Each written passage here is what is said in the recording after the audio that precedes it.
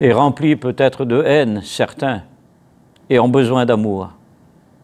Dieu est amour, il vous aime, et il veut que vous allez au ciel, car Dieu est amour. C'est ce qui va régner et triompher, car 3 choses demeurent, la foi, l'espérance et l'amour. Mais la plus grande, c'est l'amour. L'amour est lié, notre salut est lié à l'amour. Il n'y a pas de salut sans l'amour. Et c'est à cause de son amour, Jean 3,16, qu'il a tellement aimé qu'il a donné son Fils. Il n'y a pas d'éternité sans l'amour. La haine nous emmène en enfer. L'amour nous emmène au ciel. La haine, elle ruine. L'amour, elle reconstruit. La haine, elle tire ses vengeances. Elle aplanit ses succès. Elle plante, elle sème la corruption. L'amour, elle produit que de la bonté, que de la miséricorde, que du partage, que du bien. L'amour, elle purifie, elle nettoie, elle relève, elle édifie, elle rassemble.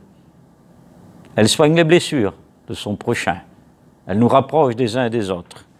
Car le caractère du ciel sera l'amour, sera la gloire, sera la sainteté, l'immortalité, la beauté céleste, la pureté, l'immortalité, la perfection, la joie, le vrai bonheur et l'éternité, les richesses célestes, l'unité, la sagesse, le repos, la paix, la consolation et un règne où règne toute chose.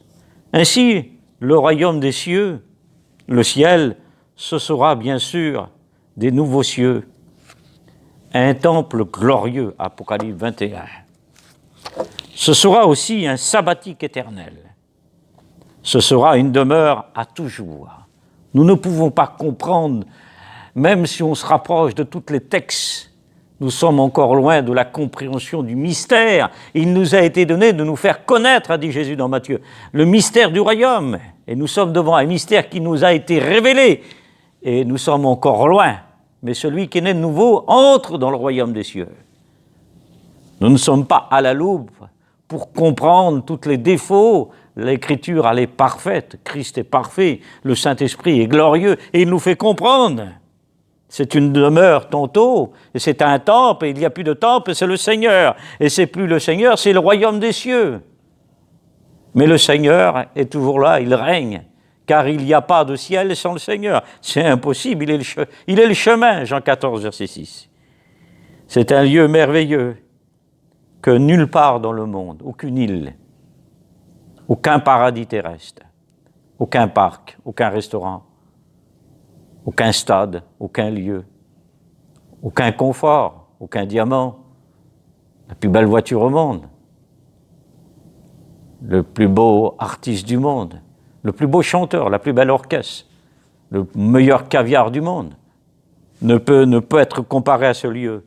C'est là que régnera la paix. Oui, il est bon, Dieu a trouvé bon, Luc chapitre 12 et verset 32, il a trouvé bon Dieu de nous donner le royaume des cieux. Le royaume, il est indestructible. Hébreux 12 et verset 28. Il est en haut, le royaume des cieux. Colossiens chapitre 3 et verset 1, vous qui êtes ressuscités, cherchez les choses d'en haut. Il n'y a que ceux qui sont ressuscités qui cherchent les choses d'en haut. Il y a ceux qui sont charnels et qui sont morts encore dans leur péché, et qui veulent chercher les choses d'en haut, ils sont mélangés. Il n'y a que les purs, en Matthieu 5, verset 9, qui iront au ciel. Laisse-toi purifier, tu iras au ciel. Laisse-toi changer ton cœur, et tu iras au ciel. La demeure du Très-Haut, c'est appelé Isaïe 57, verset 5. La demeure éternelle, le lieu élevé, Isaïe 57, verset 5. En résumé, le royaume des cieux, comment la Bible décrit de nouveaux cieux, une nouvelle terre, une épouse qui est préparée pour son époux. Car dans le contexte juif, coutume juive, l'époux, elle devait se laver, se nettoyer, se purifier et devait mettre son vêtement brodé de fin lin pour rencontrer son époux aux noces. À tous ceux qui ont été lavés et qui ont de fin lin peuvent rencontrer l'époux. L'homme, dans Matthieu, chapitre 22 de Matthieu, n'avait pas revêtu. C'est pour ça qu'il ne peut pas entrer dans le ciel. Il n'y a que ceux qui sont qui sont revêtus. Le Seigneur t'invite. Le roi vit qu'il y avait de la place dans les salles des noces.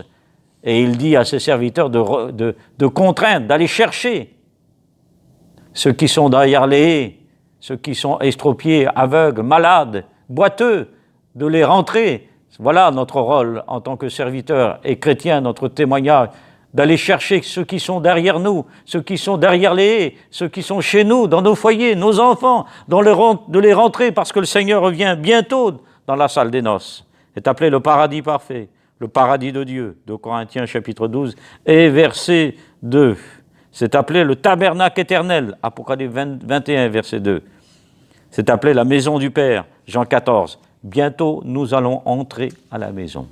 Les expressions du royaume des cieux sont la maison du Père, le lieu de repos, la promesse de rentrer dans son repos, le repos sabbatique, la cité éternelle, une patrie. Nous sommes en quête de cette cité, c'est-à-dire nous recherchons et nous demeurons la cité future que nous aurons, le royaume éternel. Voilà ce qui est important pour nous. 22 choses n'existera pas dans le ciel. Les choses actuelles, la terre présente, la mer, les larmes, le deuil, les cris, la douleur, les souffrances, la lune, l'insécurité, le péché, la maladie, la lumière, la tentation, la faim, la soif, la condamnation, la persécution, la séparation, et bien sûr le virus qui nous fait tant de mal n'existera pas. Apocalypse 22 et verset 5. Dans le royaume des cieux, il y aura de nouveaux cieux,